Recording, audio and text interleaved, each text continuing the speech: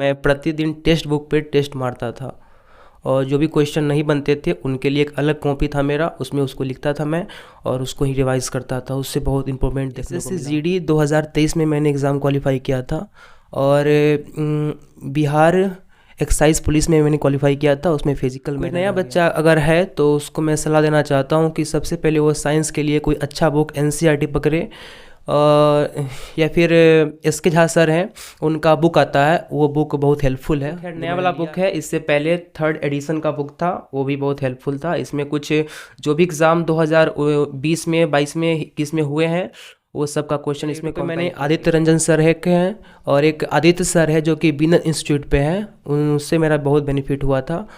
और ये 2 सर और एक साहिल सर है वाईफाई स्टडी का, वो भी उनका क्लास भी मेरे लिए बहुत। जय हिंद साथियों, आप सभी का बहुत बहुत स्वागत है डोमिनेट कंप्यूटर के शानदार प्लेटफॉर्म पर। फ्रेंड्स, आज के इस इंटरव्यू सेशन में हमारे साथ है ऋतिक जी, जिनका ग्रुप डी 2019 में सिलेक्शन हुआ है। तो चलिए इनसे जानते हैं इनके बारे में, और साथ ही जो वैकेंसी आई है अभी एलपीओ टेक्नीशियन की, उसकी प्रिपरेशन कैसे करें उसके बारे में जानेंगे इनसे। तो चलिए जानते हैं इनके बारे में। भैया अपने बारे में बताइए। मेरा नाम ऋतिक कुमार सिंह है और मैं हाजीपुर बिहार से हूँ और मेरा selection Indian railway group D में 2023 में हुआ है, जो कि 2019 वाली वैकेंसी थी और मेरा पोस्ट असिस्टेंट वर्क्स है। तो मतलब आपका एजुकेशनल बैकग्राउंड क्या था? जी, मेरा 10th 2017 में हुआ था और इंटरमीडिएट 2019 में हुआ था पीसीएम से, और ग्रेजुएशन मेरा 2023 में कंप्लीट हुआ है इकोनॉमिक्स ऑनर्स के साथ। 12th में आपका मतलब फिजिक्स केमिस्ट्री मैथ था? जी। 12th के बाद या ग्रेजुएशन के बाद आपने तैयारी शुरू किया कंपटीशन का? जी, 12th के बाद मैंने इसका प्रिपरेशन शुरू किया था और इसका प्रिपरेशन मैंने सिर्फ ऑनलाइन ही किया था, कहीं भी कोचिंग नहीं गया था इसके लिए। मतलब यूट्यूब से या फिर किसी का कोर्स लिया था ऑनलाइन? जी बिल्कुल नहीं, और मैंने यूट्यूब से जितने भी क्लास थे, फ्री ऑफ कॉस्ट जो भी क्लास थे, वो सब ने क्लास किया बारी बारी से, हर एक सब्जेक्ट का नोट्स बनाया और उसके बाद मैंने इसका तैयारी शुरू किया। भैया से हम लोग सब मतलब प्रॉपर जो स्ट्रेटजी होगा हर एक सेक्शन का, उसके बारे में जानेंगे, हर सब्जेक्ट के बारे में, जैसे मैथ, रीजनिंग, जीके, जीएस, इसके बारे में। तो उससे पहले जानते हैं कि इन्होंने और कौन कौन सा एग्जाम दिया था इससे पहले, उसके बारे में जानते हैं।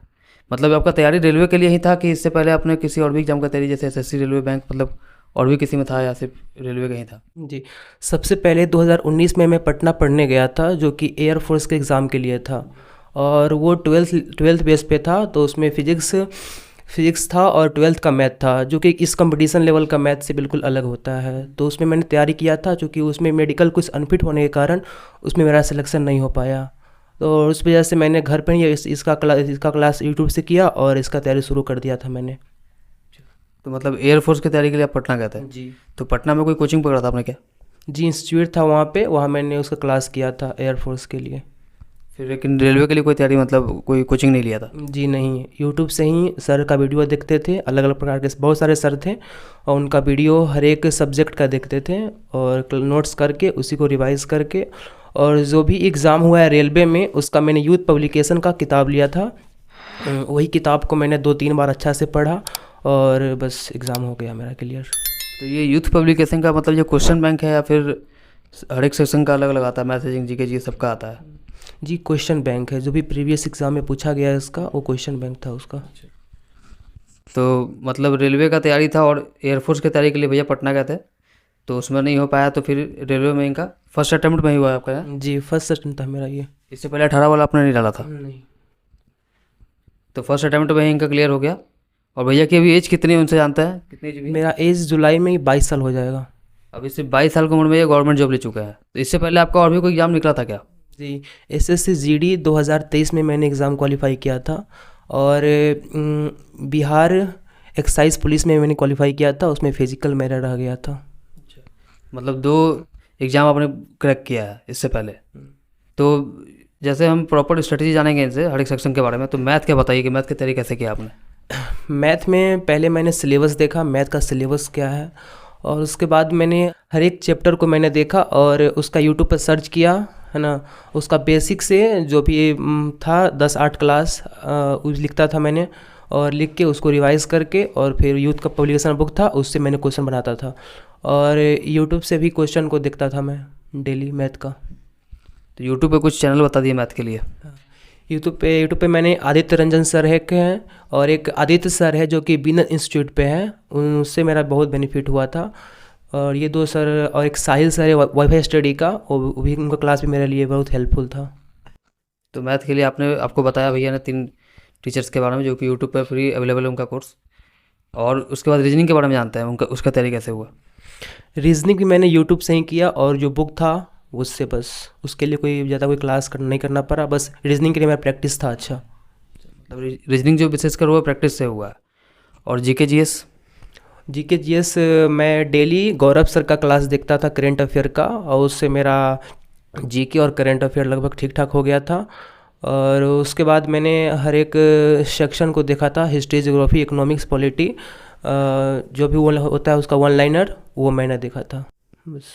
मतलब गौरव सर का जो क्लास आता है फुल पत्ती क्लासेस करंट अफेयर का, वो आपने देखा था? जी जी जी।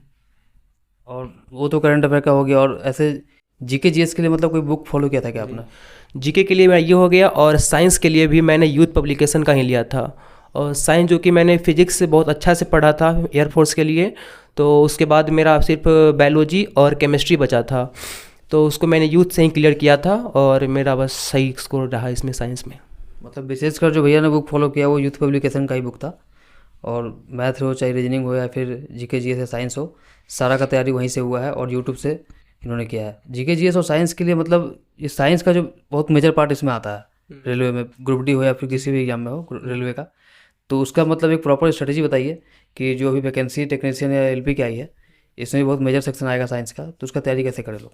जी, कोई नया बच्चा अगर है तो उसको मैं सलाह देना चाहता हूँ कि सबसे पहले वो साइंस के लिए कोई अच्छा बुक एनसीईआरटी पकड़े, या फिर एस के झा सर हैं, उनका बुक आता है, वो बुक बहुत हेल्पफुल है जो मैंने लिया है। और उस समय भी मैंने एस के झा का क्लास डेली करता था मैं, उनका जो क्लास डेली 20-25 क्वेश्चन का डिस्कशन होता था उनके चैनल पे, तो वो मैं डेली करता था। तो भैया ने जो बुक लिया था वो एस के झा का, वो आपको दिखा देता है। ये तो खैर नया वाला बुक है, इससे पहले 3rd एडिशन का बुक था, वो भी बहुत हेल्पफुल था। इसमें कुछ जो भी एग्ज़ाम 2020 में, 22 में, 21 में हुए हैं, वो सब का क्वेश्चन इसमें कंपाइल किया गया है। मतलब ये भी एक हेल्पफुल है। ये भी एक क्वेश्चन बैंक के तरह ही है। जी जी, क्वेश्चन बैंक भी है, और इसमें हर एक चैप्टर का भी अलग कॉन्सेप्ट लिखा हुआ है, क्वेश्चन भी है प्रीवियस ईयर। बहुत हेल्पफुल बुक है ये साइंस के लिए। तो मतलब वो जो नए बच्चे हैं वो एनसीईआरटी किस किस क्लास का करना होगा उनको साइंस का? एनसीईआरटी करना हो तो अगर 6 to 10 कर लेते हैं तो सही रहेगा, या फिर 1 बुक करना चाहते हैं तो फिर ये बुक सही रहेगा उनके लिए। इस बुक से भी हो जाएगा? जी जी, बिल्कुल हो जाएगा। तो मैथ का बता दिया, रीजनिंग का बता दिया, जीके जीएस हो गया, साइंस हो गया। और आपने लूसेंट पढ़ा था क्या जीके जीएस के लिए? जी, लूसेंट मैं पढ़ा था, बस उतना डीप नहीं गया था लूसेंट का, जो भी ऊपर ऊपर था पढ़ा था मैंने बस। जैसे सब लोगों को होता है कि लूसेंट तो पढ़ना ही है और अच्छी बुक भी है वो, तो मतलब आपने भी थोड़ा बहुत उसको देखा था ऊपर ऊपर। और आपने मॉक टेस्ट लगाया था क्या? जी बिल्कुल, मैं प्रतिदिन टेक्स्ट बुक पे टेस्ट मारता था, और जो भी क्वेश्चन नहीं बनते थे उनके लिए एक अलग कॉपी था मेरा, उसमें उसको लिखता था मैं, और उसको ही रिवाइज करता था। उससे बहुत इम्प्रूवमेंट देखने को मिला हमको। तो टेक्स्ट बुक में 2 तरह का मॉक दिया रहता है, एक प्रीवियस ईयर रहता है और एक उसका प्राइवेट मॉक रहता है, तो ज़्यादा बेनिफिट कौन सा करता है? जी, प्रीवियस ईयर बहुत हेल्पफुल रहता है उसके लिए।